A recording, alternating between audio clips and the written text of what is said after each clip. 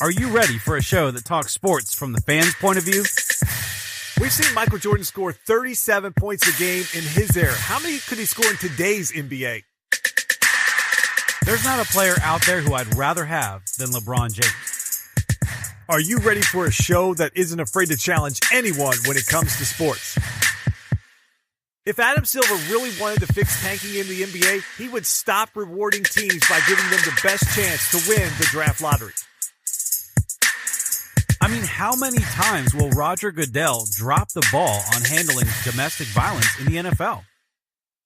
Look, athletes have every right to talk politics, but if the fans stop tuning in, that's their right. Then you're ready for Talk Back, a podcast where two fans debate the media narrative and discuss the world of sports as we see it. Welcome to the show.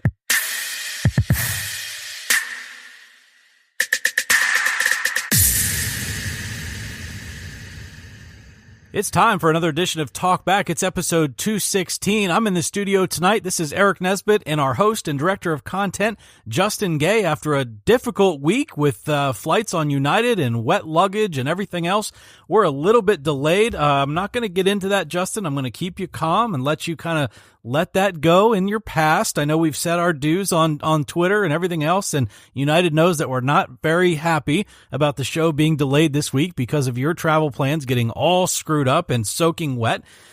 But to start the show off this week, I've got to get a shout out in to one of our listeners out of Richmond. And I don't mean Richmond, Virginia, Justin. I mean Richmond, British Columbia out in Canada. One of our listeners emailed us and had a fantastic human interest story that he wanted to share with us.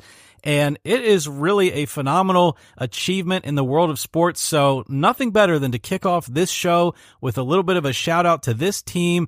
And I've got to give props here to the SX International Cup champions of this year out of the Pacific Northwest region, the Richmond Wolves. That's right. They are a Division I U18 soccer team that went undefeated in their tournament.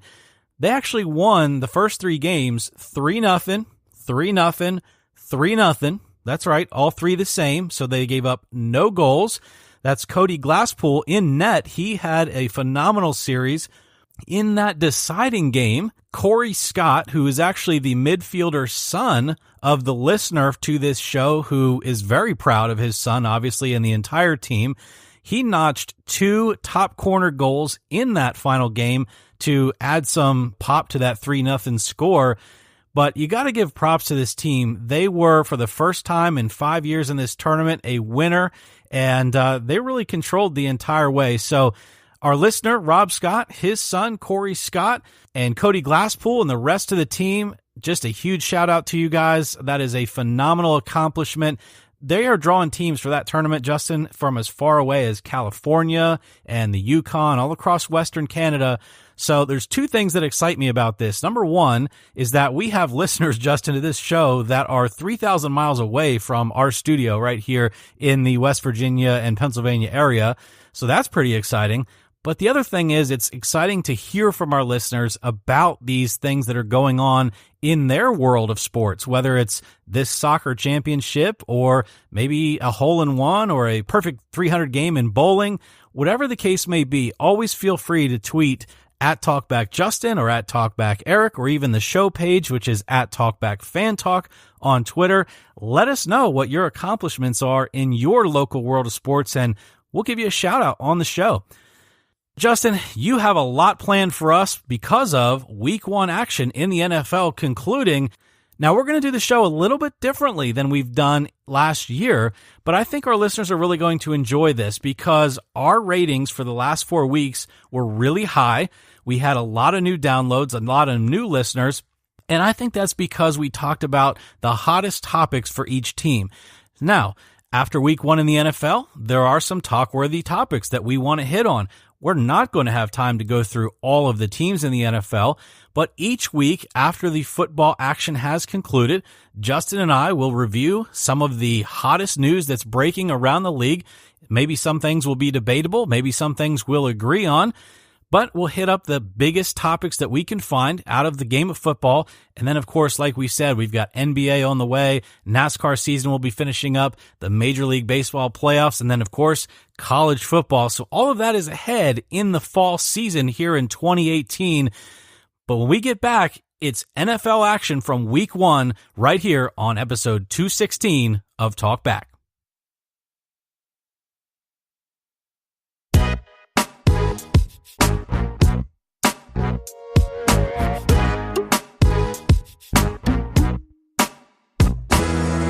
Welcome back. It's time for segment 1. And as Eric talked about there in the opener, want to do the show a little bit different this year. And instead of giving recaps on the games that many of our listeners already watched or already know what's going on, we want to give our opinions on some of the things that we saw, more debatable topics, some of the opinion pieces that we've been hearing about all week. We want to give our take, again, from a fan view, non-biased. That's what we do here on the show. That's why we created the podcast. So one of the pieces of opinions that we had a few weeks ago that caught the eye of some of our listeners on Twitter and had them tweeting and texting in was a topic that Eric and I discussed when we talked about the Green Bay Packers. And that is Aaron Rodgers overrated? Basically, this is a quarterback that is talked about in terms of being the greatest of all time. He only has one Super Bowl.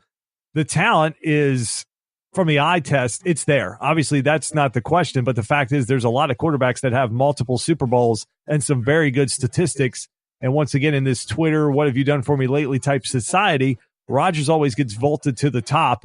And Sunday night, I got to say, Eric, he definitely proved that. And he validated a lot of the opinions of people. It did not look good for Rodgers early in that game against the Chicago Bears. Rodgers got his knee fallen on. He went to the blue tent, and he gets carted off there in the first half. NBC's got the cameras on him. His eyes are glistening. He looks depressed. He looks like a man who's just been told his season is over. And they come back from the break for the second half, and Aaron Rodgers is going to be starting the second half. And boy, did he put on a show. 17 of 23, 273 yards, and 3 touchdowns. So, Eric, I know you were watching this game. When you were seeing this happen, did you think, maybe the host of Talkback, maybe we jumped the gun? No, I'm not wrong. I'm not ever wrong, Justin. No, we didn't jump the gun because here's the thing. Aaron Rodgers is always going to do this in the regular season. What he did was not surprising. Let's remember that Aaron Rodgers is the author of many, many amazing Hail Mary passes. So this production here, where he comes out after an injury, we know Aaron Rodgers is a tough guy. He's played with a lot of injuries throughout his career, times that he maybe shouldn't have even played, broken ribs and different things that he's got with his shin and his feet. He is a tough guy, but he came out and did an Aaron Rodgers-esque performance. And so other than the fact that the Bears were up 20-0 and they had Khalil Mack playing really good defense, really good football, that was the only thing that really surprised me, is that the Bears blew a 20-0 lead to the Green Bay Packers. But Aaron Rodgers playing like Aaron Rodgers in the regular season with 130 rating out of that game with 3 touchdowns and no interceptions, as you said, honestly, Justin, that doesn't really surprise me because that's what we're used to seeing out of Aaron Rodgers.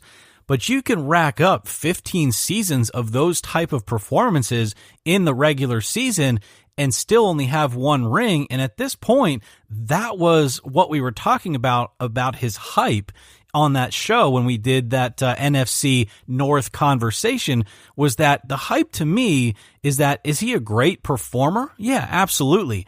But the hype comes down to, do the performances outweigh the Super Bowl results? And to me, that's where it's starting to get out of balance. Yeah, I agree with you. And that's the line of delineation we talked about then was, look, and I said in there in the opening for this segment, from the eye test standpoint, when you watch Aaron Rodgers, there's no question about his talent, his arm talent, his ability to make every throw, his ability to make throws that 98% of the quarterbacks in this league can't even make.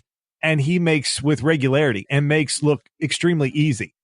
But again, it's the fact that in a world where everything is the greatest right now based on what someone saw and we talked about this, it's not even gone from like, okay, we saw the greatest game in this. It's like, oh, this was the greatest play I've ever seen, so we're gonna anoint this guy the next GOAT. That term gets thrown around with such ease now.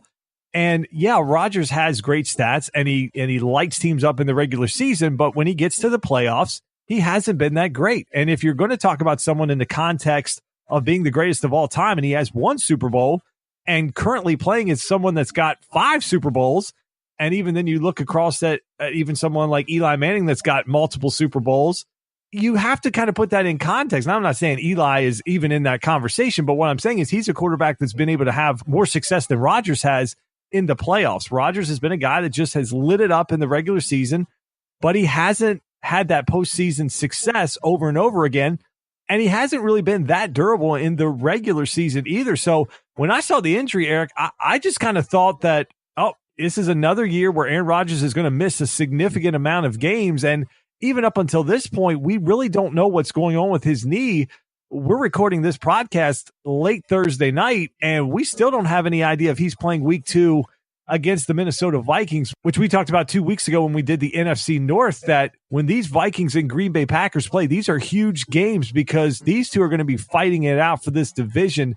So, no, I don't think we're wrong. I think time will tell if we are wrong, but one game doesn't change my mind on that. Because, Eric, the Bears defense was putrid in the second half of that game. I mean, it's like they played a completely different game than they did in the first half. Yeah, that was actually a huge surprise to me. I mean, the whole first half, the conversation was from the booth, oh my goodness, can you believe the Raiders, how dumb they are? Look at Khalil Mack and how he's playing. And granted, he did play very, very well. I don't know where the Bears went in the second half. I will say this about Rodgers, though, and it's just from a humanistic perspective. When he went down in the first half, I felt horrible for him. And we're going to talk about that a couple of different times throughout this first week. I mean, we won't talk about it on this show, but conversations that you and I have had and I've had with other people, you can look at guys like Luke Kuechly and Delaney Walker, and we thought Aaron Rodgers and others.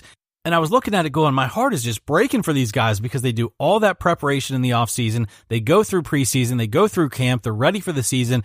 And I don't think there's anything worse than a week 1 injury.